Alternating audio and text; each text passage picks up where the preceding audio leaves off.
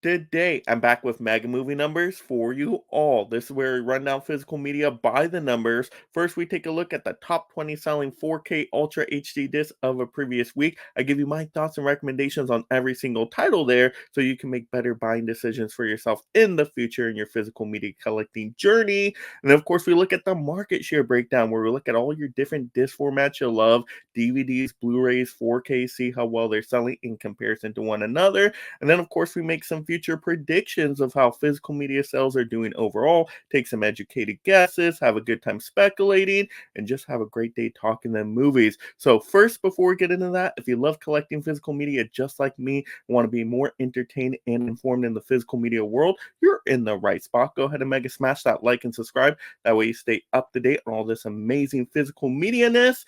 And leave in the comments below your predictions for the top selling 4Ks this week. Also, what do you think of the market share breakdown? And just what do you think physical media is going to do next? But let's get into this list of bangers right here. At the bottom, we got The Thing from Universal, which is a great John Carpenter title taking place in the Arctic, and it's very atmospheric and mysterious and great practical effects. So, a really solid horror movie. Happy to see this one always pop up once in a while. Next up, we got Lawrence of Arabia from Sony Pictures. I believe this is a steelbook that was selling so well. I bet it got a little bit of a discount. And this is an all-time epic classic, I guess, kind of war adventure movie in a sort. But yeah, it's a very, very long film, but it is very good. You definitely want to watch it at least one time in your life. But the 4K does look gorgeous.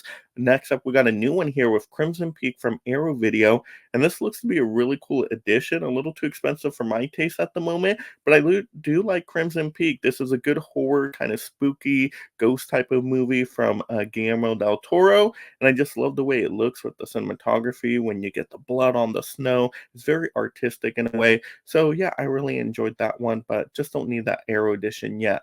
Next up, we got a new one here with Baldonia of Sadness from Discotheque. Oh my gosh, I didn't even know anything about this movie. I had to look it up on Amazon. Looks to be an anime of sorts, but I don't know what is going on here.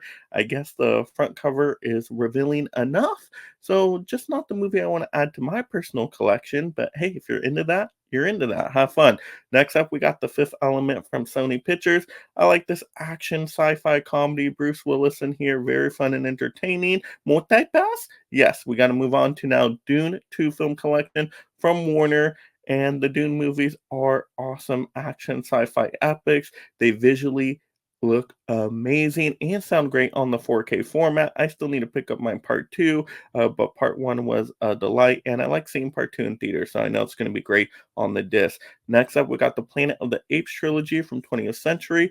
That makes sense because Kingdom of the Planet of the Apes was doing great at the box office and theaters, a lot of hype around that movie, and I really enjoyed that one. So it makes sense people are going back, watching the rest of the trilogy before that, and they're all great movies. I love the Planet of the Apes franchise. I did a whole kind of franchise ranking stream with an amazing panel on this one in a live show.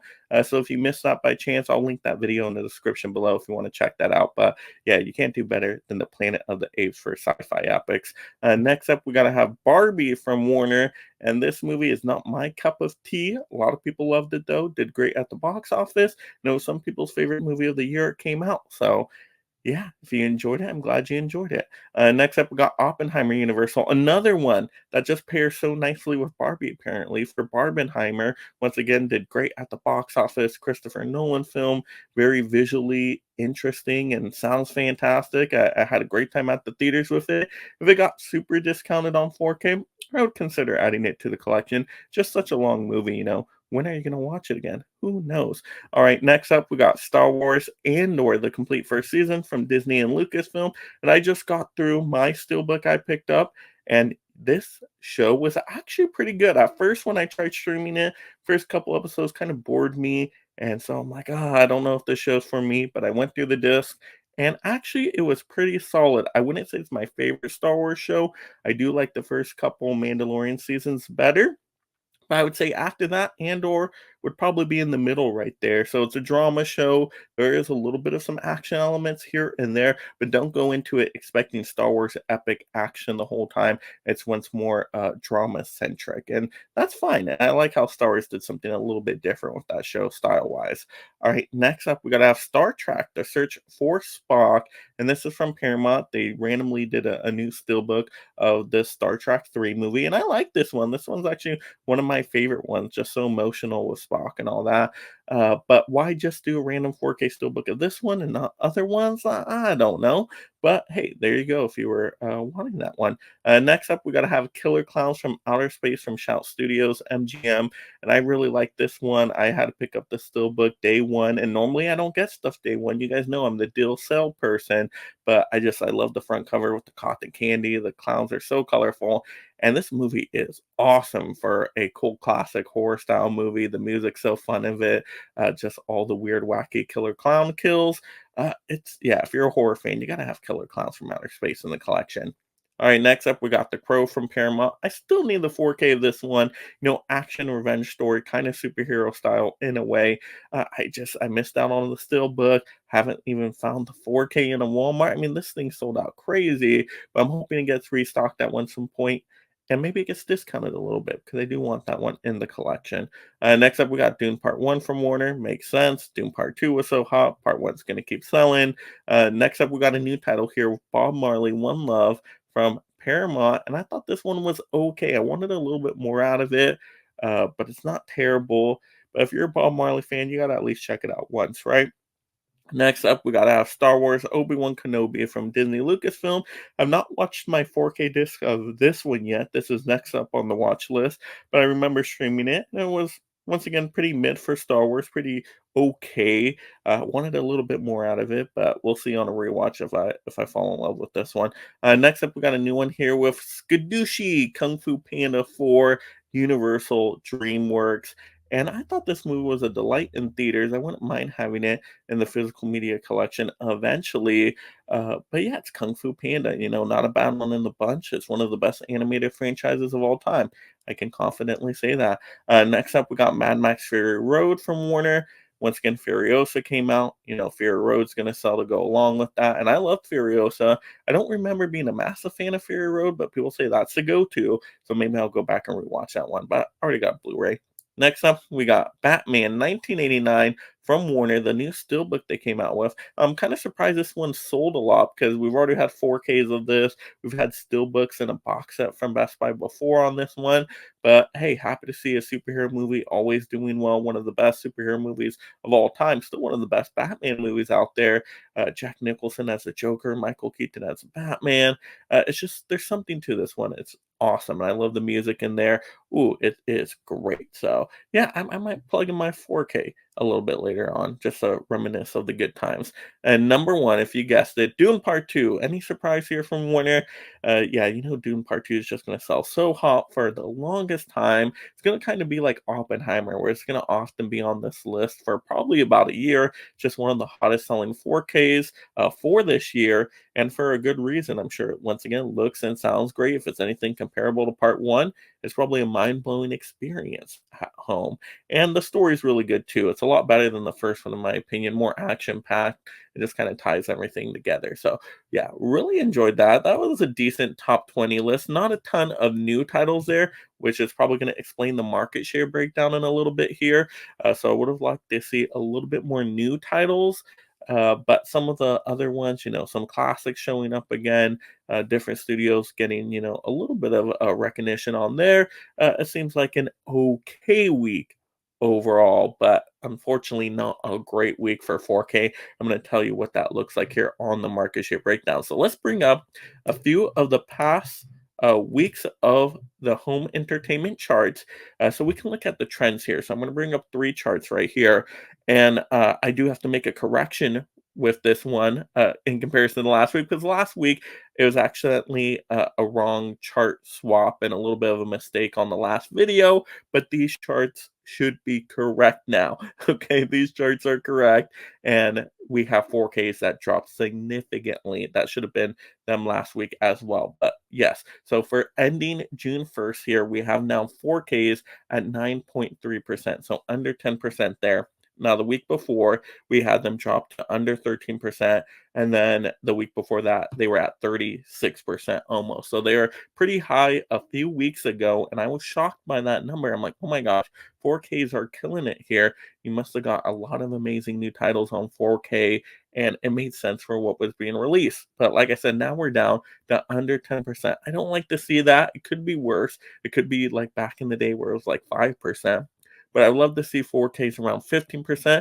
Will we get back to that eventually? Maybe. I don't know. It's just some weeks in the summer there's not much coming out, and then some weeks there's a lot coming out. So it goes and flows. Now, Blu-rays is concerning too.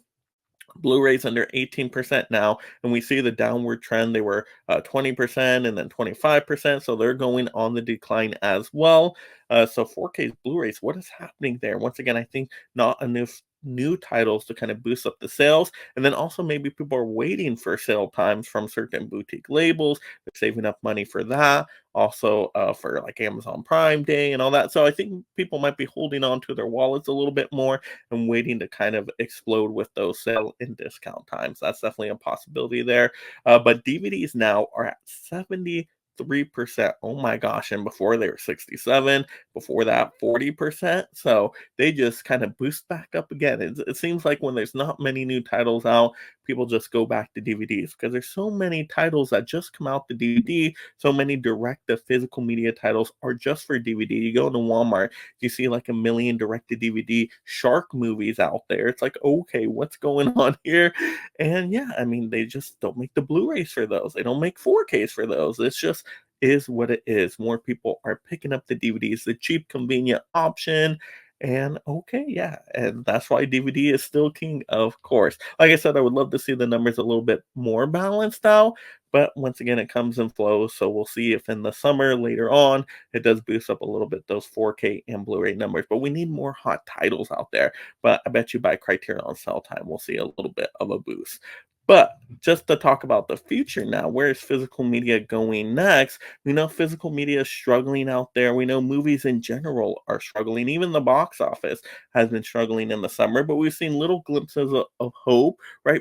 Bad Boys Ride or Die was an awesome movie that did well at the box office. So that can show some parallels to some hope for physical media numbers. If you have an amazing title come out to a physical media disc, people will pick it up. The collectors will support it. We just need more of those amazing titles coming out. That means studios stepping up, boutique labels stepping up, everybody working to make these amazing titles because if it's a good product, then people will pick up on it. So even though we're always in a constant decline, from the year to year, less people collecting as older generations pass on, and the very new generation don't care nothing about movies, unfortunately. They always be on the TikTokies all day, of course, or playing a video game. And hey, well, if they do that physical media wise, that's pretty cool. But no, I think they're just downloading it digitally anyway, or playing on their phone. So yeah, physical media struggling a little bit there. But hopefully we see at least the collectors market stay strong as a niche market, and hopefully there's maybe a couple new retail locations that start carrying physical media. We reported on GameStop a little while back. I'll link that video in the description below if you missed that one. So there might be a turning point for physical media here in a little bit, and that's something we can kind of get excited about and see what the results look like in future weeks. But there we go. Those are just my thoughts right now on the physical media world. You guys got to let me know once again, were there any surprises in the top selling 4Ks? What do you think of the market share breakdown with Blu-rays and 4Ks being so low? Where do you think physical media goes next? Let's have those great movie discussions down below. Of course, if you haven't already, mega smash that like and subscribe. That way you stay entertained and up to date on all future physical media number breakdowns. And just have a great day watching the movies. And if you love this physical media topic, you know you did, go ahead and mega smash the next video right now. And thank you so much, my mega membership supporters. If you love talking and collecting movies, consider joining the Mega League of Film Fans through memberships to support content creation while gaining access to perks like shoutouts, exclusive videos, and future topic choices.